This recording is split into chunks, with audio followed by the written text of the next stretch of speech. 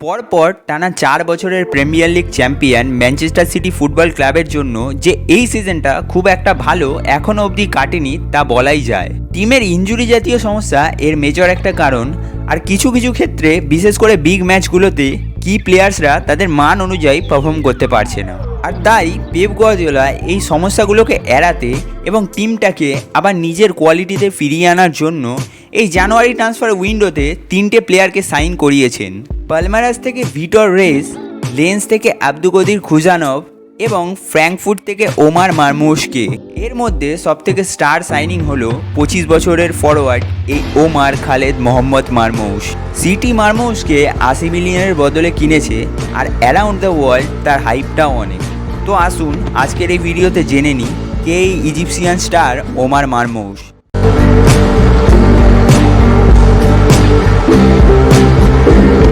ওমার মারমুশ তার প্রফেশনাল কেরিয়ারে ডেবিউটা করেন 2016-তে ইজিপসিয়ান ক্লাব ওয়াদি দেগলা এসসির হয়ে। সেখানে এক বছরে 16টা লিগের খেলায় 2টো গোলও করেন। পরে 2017-তে মারমুশ যোগ দেন জার্মান ক্লাব WFL উলসবার্গে। 2017-তে ক্লাবে যোগ দিলেও উলসবার্গের হয়ে মারমুশ 26 মে 2020-তে তার প্রফেশনাল ডেবিউটা পান। ইউরোপিয়ান ডেবিউটা মারমুশ করেন 5 আগস্ট 2020-তে শাখতার দোনেৎস্কের বিপক্ষে।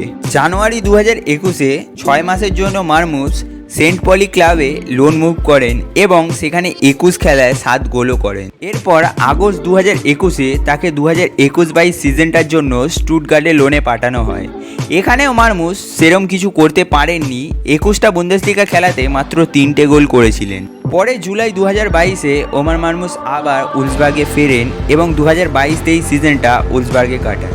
সিজনটায় মারমুশ কিছুটা নিজের খেলায় পরিবর্তন আনেন, যেমন অনেকটা ডিপ ডাউন করে বল ক্যারি করেন, পাসিং রেঞ্জটাকে ভালো করেন, অফ দ্য বল আরও বেশি মুভমেন্ট করেন এবং তার সাথে সাথে নিজের আউটপুটটাকেও একটু ঠিক করেন।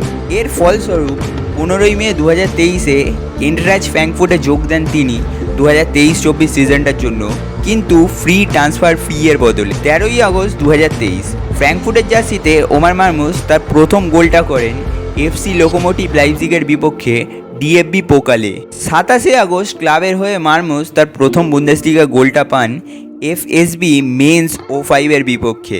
ওমার মারমুশের ফ্র্যাঙ্কফুর্টের হয়ে ডেবিউ সিজনটা ব্রিলিয়ান্ট যাচ্ছিল, যেখানে তিনি অল কম্পিটিশনে 37 খেলায় 16 গোল করেছিলেন। আর তার এই ম্যাগনিফিসেন্ট পারফরমেন্সের জন্য আর্সেনাল, লিভারপুল, নিউক্যাসল, টটেনহ্যামের মতো ক্লাব তাকে সাইন করাতে চাইছিল। যাই হোক, মারমুশ ফ্র্যাঙ্কফুর্টেই থাকেন এবং নিজেকে আরও ডেভেলপ করার সুযোগ পান, এবং এটা বলাই যায় যে মারমুশ সুযোগটাকে একদম সঠিকভাবে কাজে লাগান। 2024-এর সেপ্টেম্বর মাসে ওমার মারমুশ 6 গোল এবং 3 অ্যাসিস্ট করেন, যা তাকে বানিয়ে তোলে Bundesliga player of the month. এই সময়টা মারমুশ একবার হ্যারি কেনকে ওভারটেকিং করে লিগের টপ স্কোরারের লিস্টে নিজের নামটা প্রথমে নিয়ে আসেন। ফ্র্যাঙ্কফুর্টের হয়ে ইউরোপা লিগেও ওমার মারমুশ সিগনিফিকেন্ট কন্ট্রিবিউশন রাখেন। নভেম্বরে 3টে কনসিকিউটিভ ফ্রি কিক গোল করেন, যেটা থেকে তার সেট পিস টেকিং এবিলিটিটা হাইলাইট হয়। মারমুশ 2024-25 সিজনের ফার্স্ট হাফটা বুন্দেসলিগাতে 15 গোল করে শেষ করেন। ফ্র্যাঙ্কফুর্টের কোচ ডিনো টোপমোলারের গাইডে নিজের খেলায় একটা আনএক্সপেক্টেড ডেভেলপমেন্ট এনেছেন মারমুশ। ফ্র্যাঙ্কফুর্টের কেরিয়ারে ওভারঅল 67 খেলায় 37টা গোল এবং 19টা অ্যাসিস্ট করে নিজের কোয়ালিটিটা দেখিয়ে আউটপুটটাকে স্ট্রং করেছেন, যেটা মডার্ন ফুটবলে সবচেয়ে আলোচ্যের বিষয়। একজন এক্সপ্লোসিভ ভার্সেটাইল রাইট ফুটের স্ট্রাইকার তিনি, কিন্তু এছাড়াও মারমুশ ওয়াইড এরিয়াতে উইঙ্গার হিসাবে অপারেট করতে পারেন।